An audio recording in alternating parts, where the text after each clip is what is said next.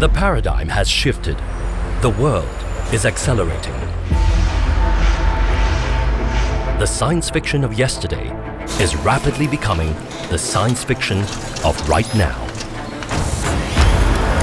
How do we withstand the tectonic shifts in the world around us? How does a society thrive when the world economy is undergoing constant disruption?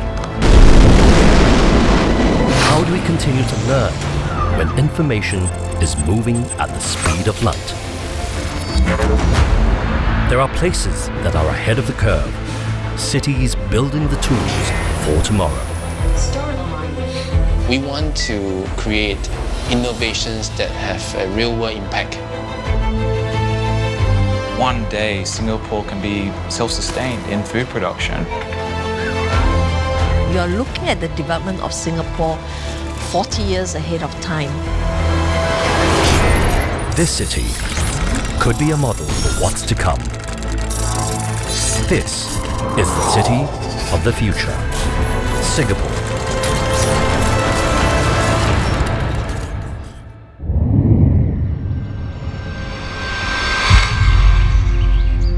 The future of the world lies in its urban environments.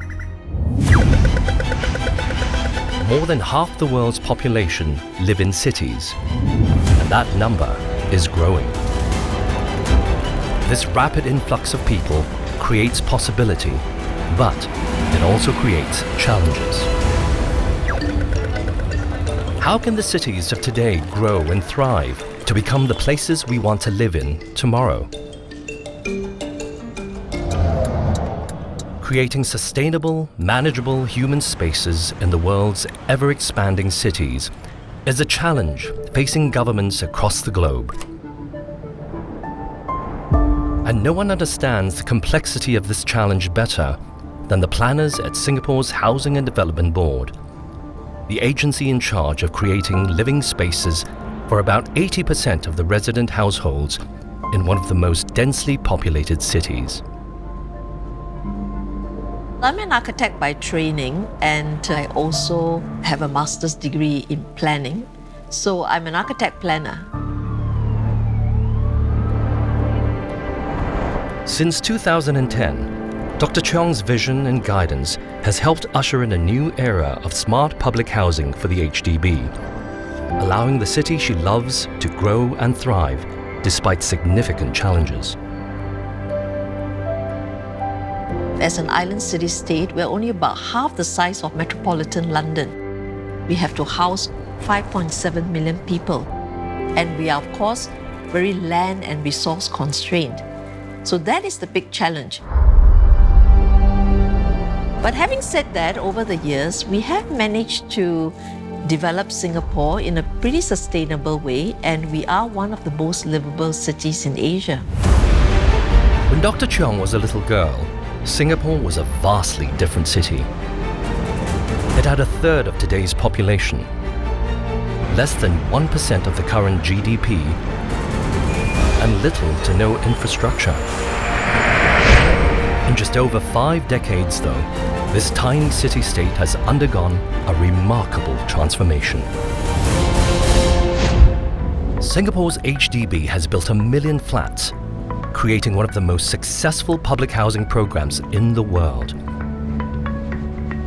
HDB is now looking to high-tech, innovative solutions to not only provide enough living spaces for Singapore's citizens, but also improved quality of life for decades to come. We have very sophisticated computer models that help the architect planner to improve the environmental quality in the town. So for example, Singapore is in the tropics, so we want to encourage the breezes to come through. Through computer simulation, you can actually position the blocks and the public spaces and the parks in such a way that help you to achieve this.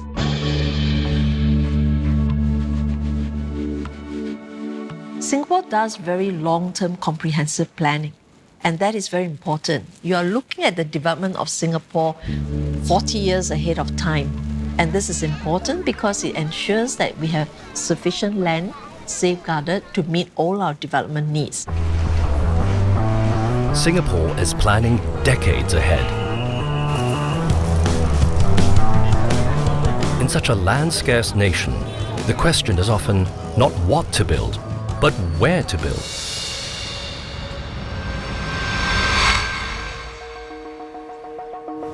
Singapore's Urban Redevelopment Authority is in charge of identifying the future needs of all Singapore's land. It's the kind of challenge that draws in the adventurous and the curious. I'm very much an urban person. The city is close to my heart, and even more so having worked in detail on the plans over the last 20 over years. For Andrew and the URA, sometimes that work means creating land from nothing, a process known as land reclamation. Since independence in 1965, Singapore has used reclamation to increase its land mass by about 23%. One of the most striking examples of this, and perhaps a vision that cities across the world may adopt, is Singapore's Marina Bay, a vast engineering project that has been decades in the making. When I first started work with URA, Marina Bay was just a vacant tract of land. It was only maybe 10, 15 years ago that we actively started development of the area. Andrew was part of the team that drew up the plan for Marina Bay and translated it into reality. Its development dramatically increased the footprint of Singapore, but it was designed with the needs of its citizens in mind. The traditional central business district just comprises of office space, then is only used 9 to 5 days a week. So as we've planned Marina Bay, we've also looked to bring in complementary uses. So the idea is you create a mixed-use precinct that the activities carry on 24/7 and 7 days a week. To make the round-the-clock Marina Bay model work, the URA needed infrastructure.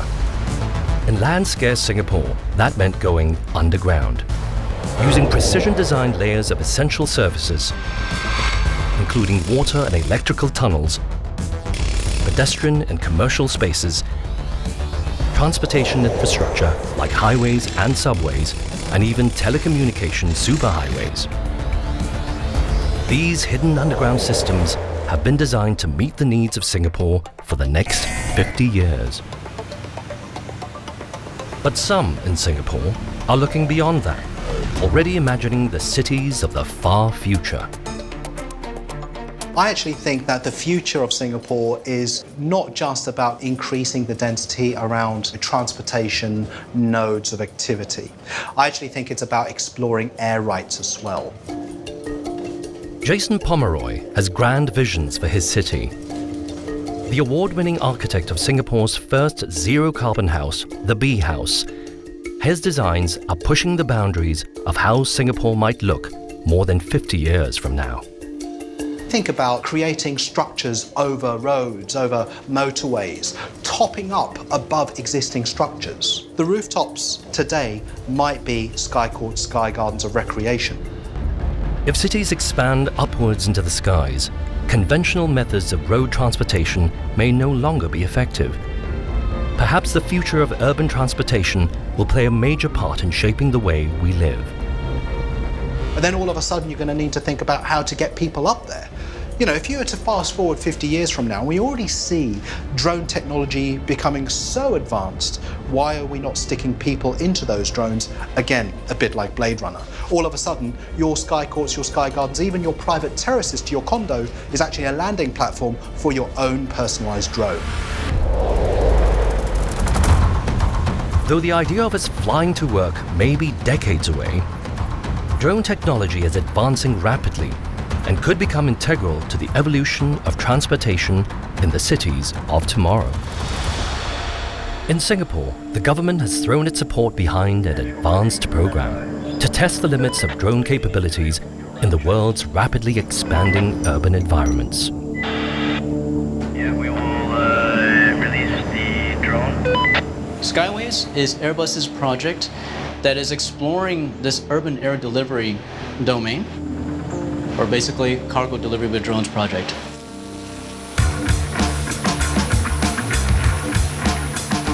The drone that we're using is actually fully customized or fully designed by our team here in Singapore. To ensure maximum safety in the air, the drones have multiple aerospace-grade navigation systems, so that if one system malfunctions, it can rely on others to fly to its destination.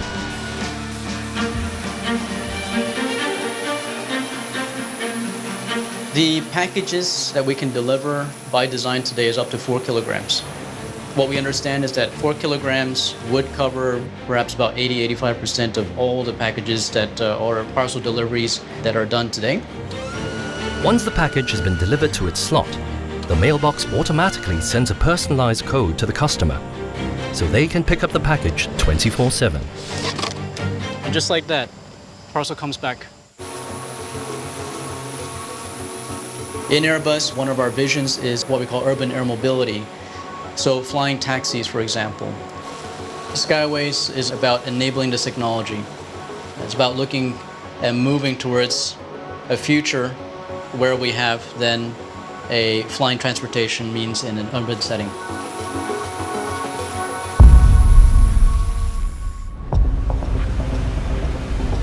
Singapore innovators are imagining and experimenting the what's next for urban travel. Drone technology may be the next revolution liberating commuters from their two-dimensional travel. But the challenges facing all of our cities may be more elemental than where we will build and how to get around. Providing food and water for the millions of people that will pack into our urban environments could be the biggest challenge yet.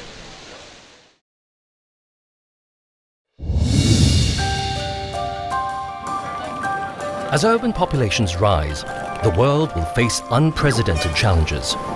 How to house, transport, and most importantly, feed its people.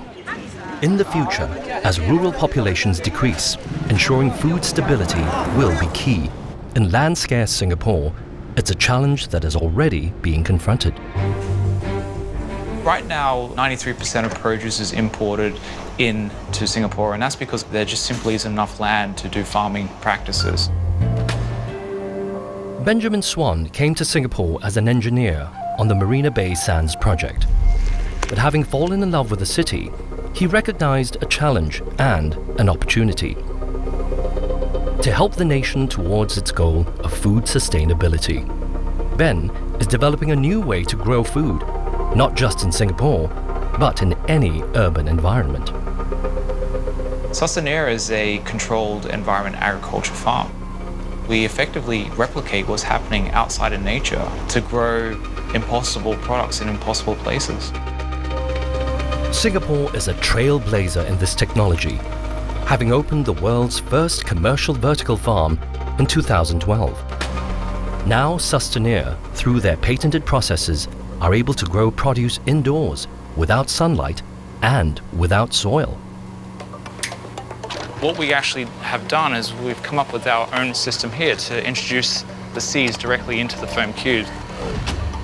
So what that does is ensures that we have 100% germination success. This room has been specially designed to take the plant from its initial germination through to a mature state where we can introduce it into the main grow rooms. These large-scale growing rooms are astonishing feats of agricultural technology. The precision calibration of the growing environment allows these new age farmers to optimize cultivation at every stage in the plant's growth. We control the air temperature, the humidity, the light durations, the light wavelength. We control the dissolved oxygen in the water as well as the carbon dioxide saturation in the air. In these closely monitored growing rooms, Sustainera is creating food history. First ever Singaporean grown strawberries. We're actually growing 3 varieties in this room. What we've learned through controlled environment agriculture, we can actually emphasize certain characteristics of the plant. So without using GMO, we can make our kale softer. We can actually make it sweet. A lot of the Singaporeans don't like their products to be bitter. So we took it into our R&D lab, and what we found was by manipulating the air temperature and humidity and also the wavelength of light and the growth cycles, we were able to create this great product that we're growing today. Not only is this farm able to produce vegetables perfectly calibrated for Singaporeans, but the techniques could provide vital farming areas for the densely populated cities of the future. Traditional land farming grows produce outside on a flat, linear area. Sustainier's system grows food inside, in any building, expanding agriculture's footprint up into the sky. So what vertical farming means for places like Singapore that has very little or has land scarcity is that we can leverage buildings to grow product. And with the efficiency that we have within our footprint, we believe one day that we could actually produce enough produce indoors to sustain Singapore's demand. Fresh, available food will be a necessity in our cities, not only to feed citizens, but also to keep them healthy. As populations age and the incidence of diabetes continues to rise across the developed world, Singapore, like all cities, needs to encourage its citizens to eat smart and well. We wanted to deploy food and beverages as a tool to manage. It could be health, it could be wellness, it could be performance, and of course also for fitness as well.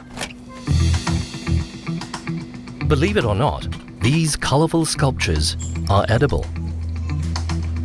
They are the creations of Dr. Lee Man Wai, a scientist at Singapore Polytechnic's Food Innovation and Resource Centre.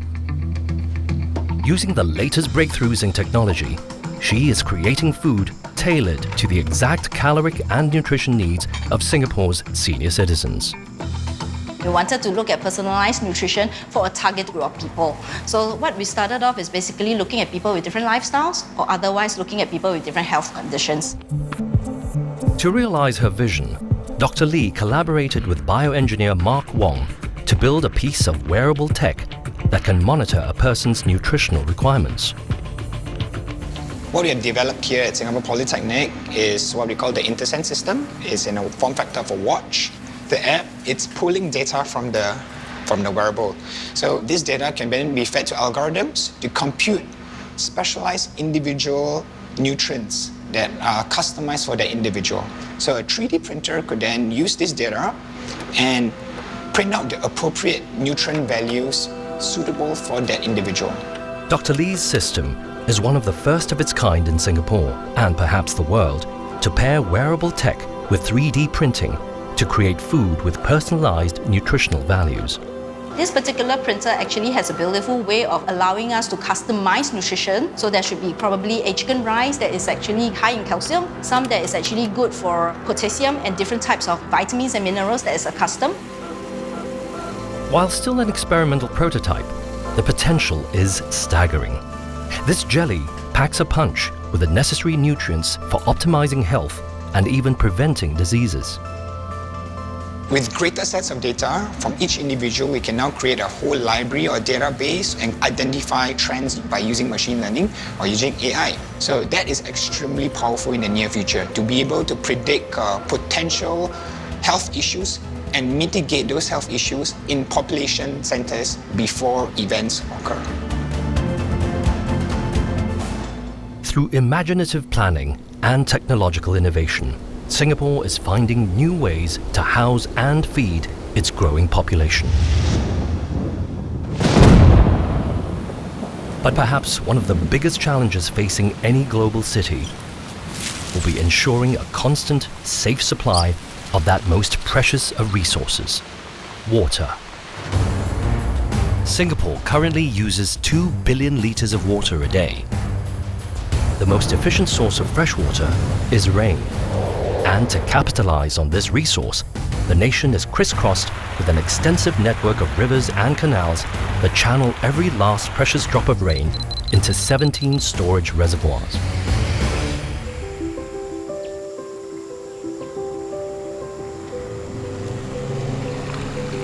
About 2/3 of Singapore is a water catchment area. That's about 400 plus square kilometers. So water that falls on a catchment area, it will find its way into our drains and canals, which are linked to one of our reservoirs. Singapore's catchment system is extensive and efficient. But to collect rainwater, you need land, and lots of it. Singapore is a small island, so we are limited in terms of the catchment area that we have. And also now with the changing weather patterns, the water coming from rain, it's a bit unpredictable. So we've moved on to more weather resilient water sources like desalination. As the world warms, every city will need to find fresh solutions to provide their citizens with clean water. In Singapore, the Public Utilities Board is already looking to the future, experimenting with new techniques to push the water potential of the little red dot. Looking ahead, our cities need to overcome a variety of challenges. Rapid urbanization will present problems of growth, housing, and food sustainability. But none may be more crucial than the access to fresh water. Singapore currently imports about half of its daily water requirement. In the next 3 decades, though, the aim is to ensure water sustainability. To do so, planners are looking to a resource the island nation has in abundance: seawater.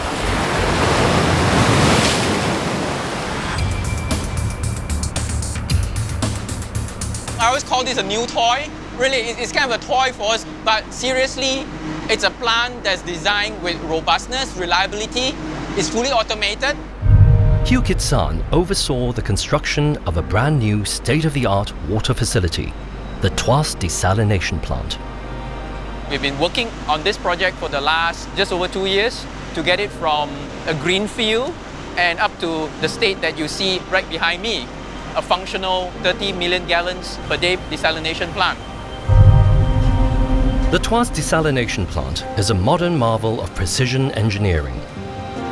In land-scarce Singapore, its footprint is a mere 100 meters by 300 meters. That's roughly the size of 3 football fields.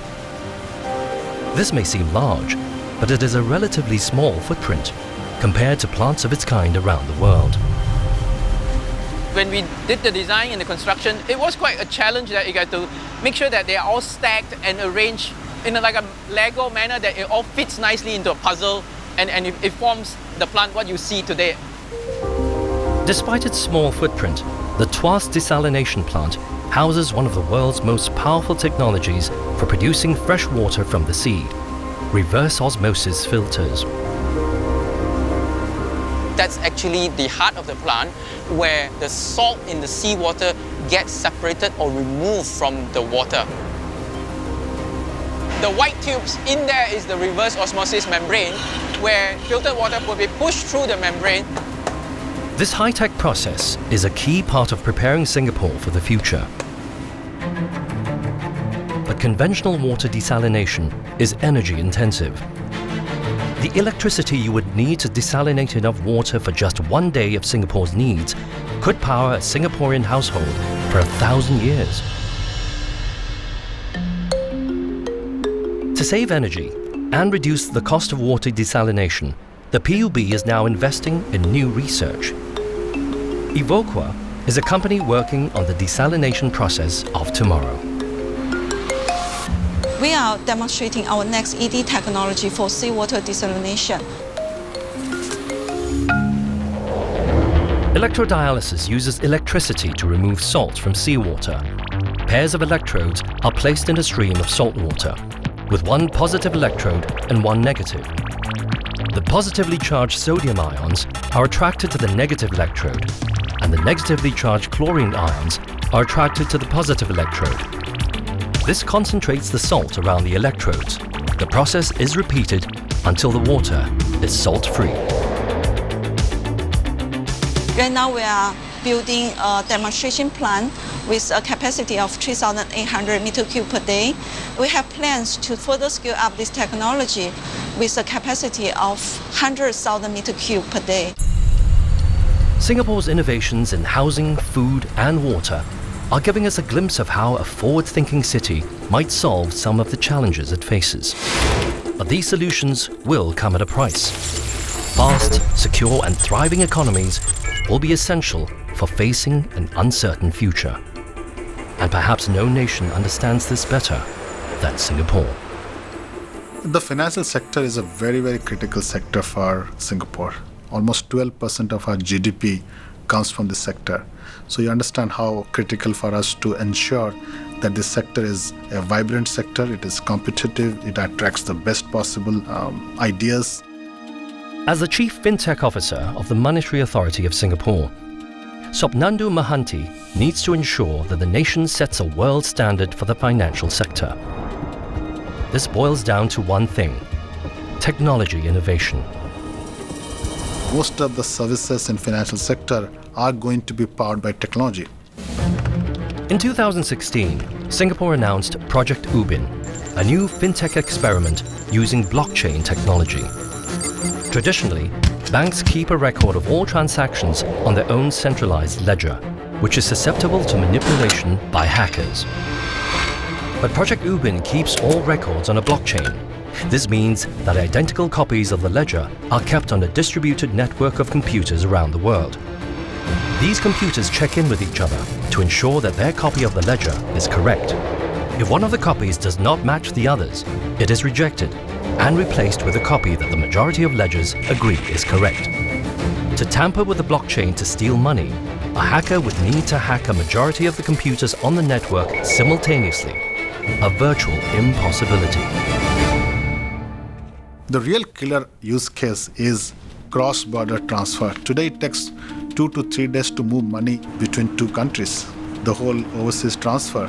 So if we can apply a technology like blockchain, it may give us that opportunity to reduce the time to do cross-border transfer and may also reduce the expensive way we move money from a country to B country. Singapore has long been known as a financial hub, home to major banks from around the world. With Project Ubin, Singapore has ensured that it will stay ahead of the pack when it comes to fintech. In a country short on natural resources, the motto is innovate or die. And Singapore has taken up that challenge, with a startup culture catapulting the nation into the future.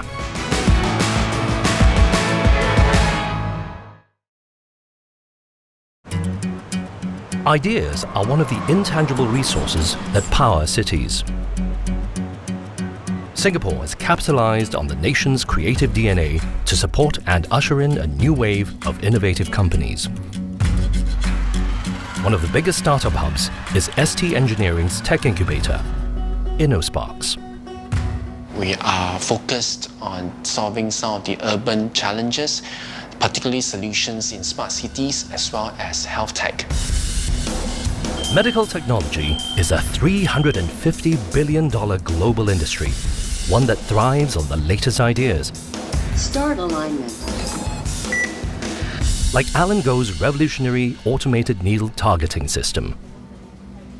With End system, we are able to automate the entire needle alignment process, making it very stress-free for the doctors. They can align the needle to the target at a fraction of the time. It is more accurate. More than just a surgical assistant, Alan's robot can actually help train the next generation of surgeons. Typically, for surgeons to be expert in terms of puncture, he has to puncture more than 150 times. But with such a device, which is smart, automated, junior surgeons probably just require about 40 to 50 puncture, and they could be an expert in the field of puncture.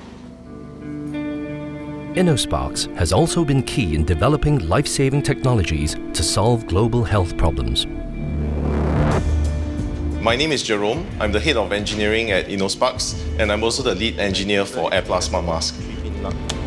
So we actually started the project development in 2013 when Singapore was hit with severe haze. During the 2013 Southeast Asian haze crisis, large-scale wildfires blanketed the region in impenetrable smog, shattering all records and pollution indexes. Stores sold out of high-quality air filtration masks. Worse yet, parents were dismayed to learn that all masks on the market were built for adults.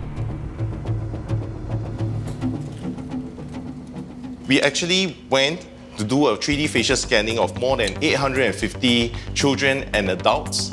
And then using an algorithm that we developed in-house proprietarily, we came up with 3 sizes of mask that fits children, adults to the elderly.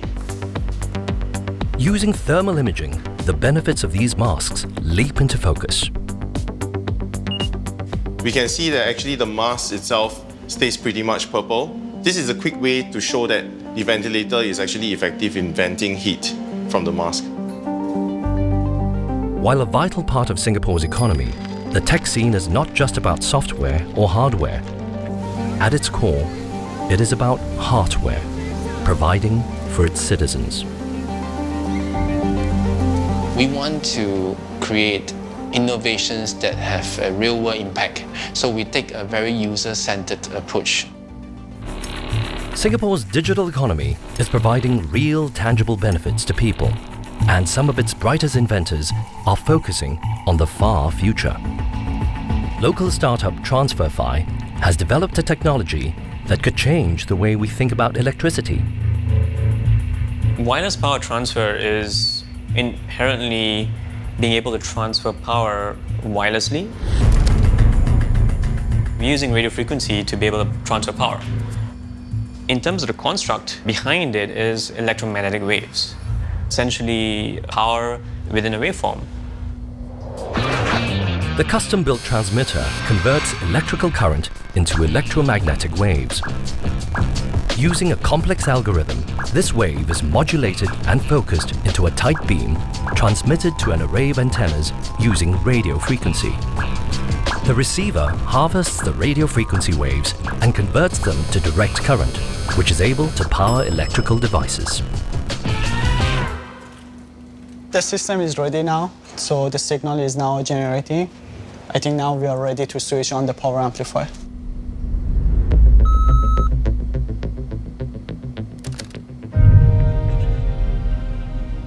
T5 logo there, it's on now. It switches on without any wires tethered to it, no batteries, nothing. It's all power through air. This simple demonstration gives a hint of the enormous potential of the system. As the technology is scaled up to further distances, it could revolutionize every industry that relies on electricity, creating the world's first long-range, safe and efficient wireless power networks.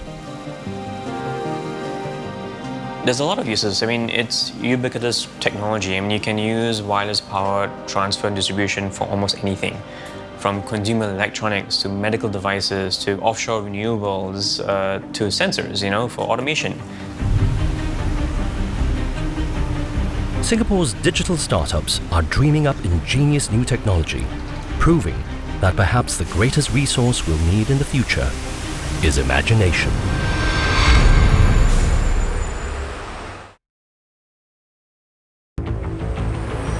In tomorrow's super-connected smart cities, every aspect of our lives could be affected by the constantly changing world of digital technology.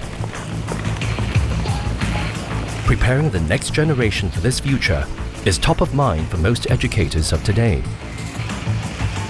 In Singapore, that preparation starts early.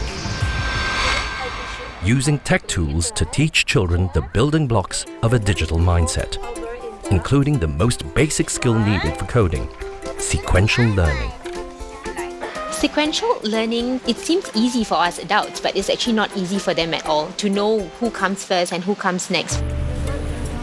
All right, children, we're going to go over there, and then we're going to find your dry leaves, and then we're going to put them in your basket. Okay, let's go. I feel that there's a lot of skills that they can gain from having the tech toys as well.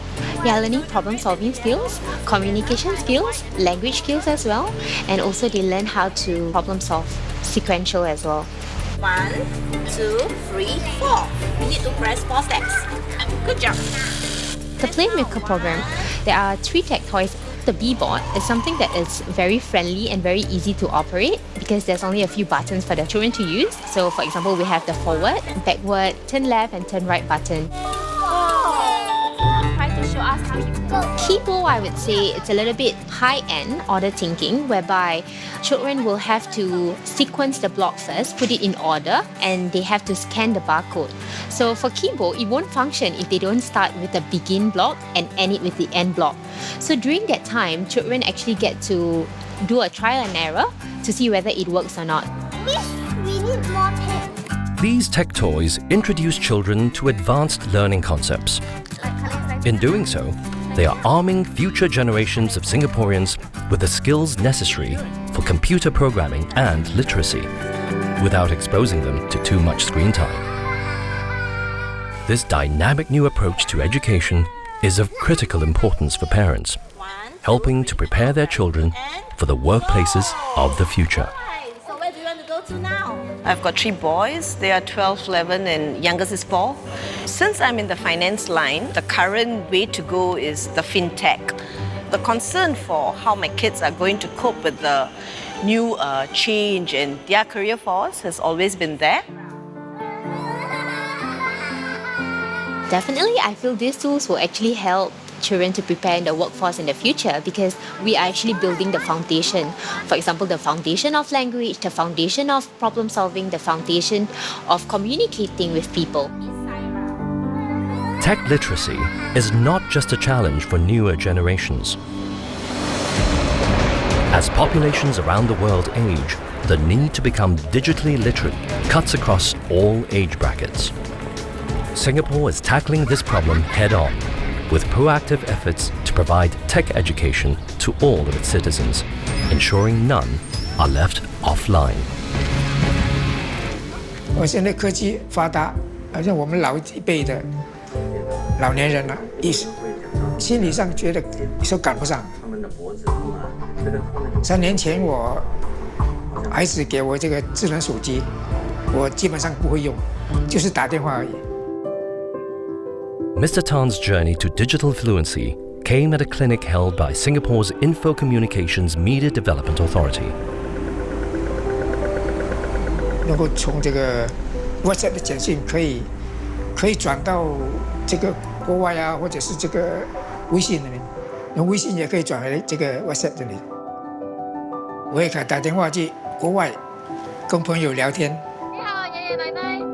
50年前我要跟我国外亲友 沟通的话，唯一就是写信，打电话嘛又费用太贵，那个时候信的来往最少要1个礼拜10天这样，很慢，消息很慢。那么现在有了智能手机，1分钟就跟国外联系上了，啊，又可以讲得很长，讲得很清楚，甚至可以看到对方，太好了，智能手机太好了。 Singapore's focus on training all of its citizens for the future is nurturing a highly educated, versatile and connected population. Connectivity and community will shape the world of tomorrow.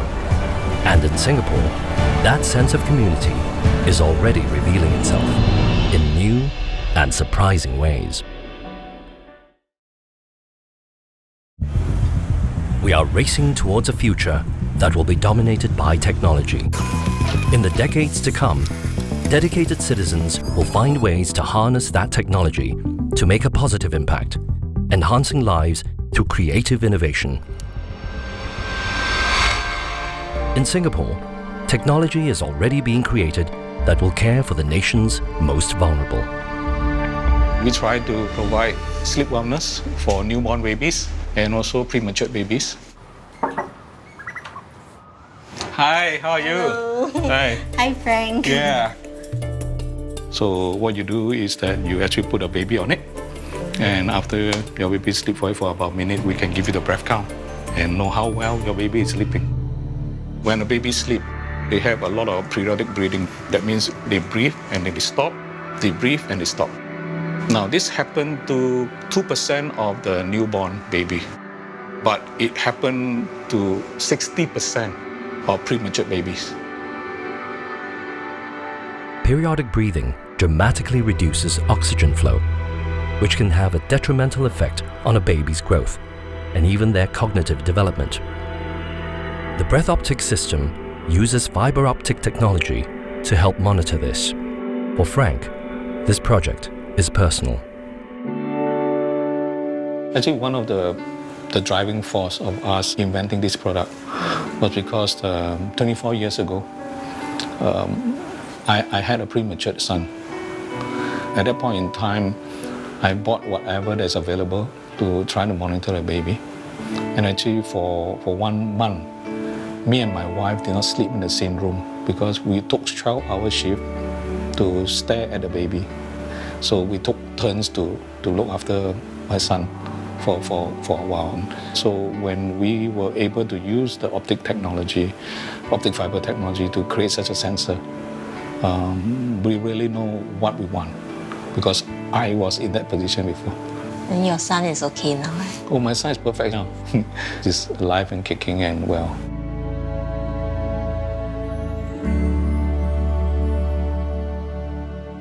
The spirit of using technological ingenuity to improve lives has been built into the city itself, with green corridors and protected parkland keeping Singapore from becoming a concrete jungle.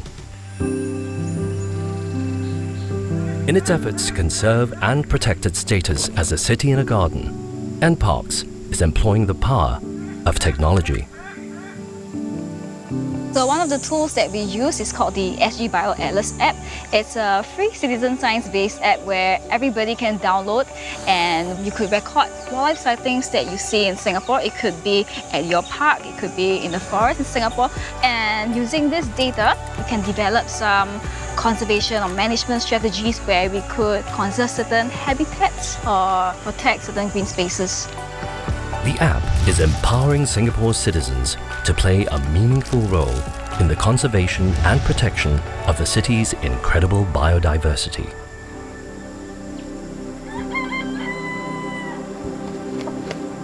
Those birds over there, they are the jungle fowl. They're like chickens, but they are technically not chickens, right? Yeah.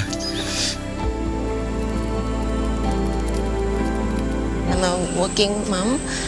In the daytime, we'll usually be working, and by the night time, I'll be probably down on my couch and watching television. I spend most of my time on the phone watching YouTube, playing games.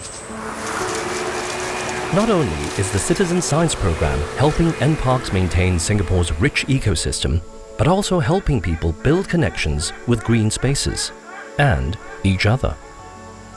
Singapore is scarce of land, so what we need is to preserve what we have now, and using the technology, we are able to provide feedback to National Park Board on the species that we still have in Singapore.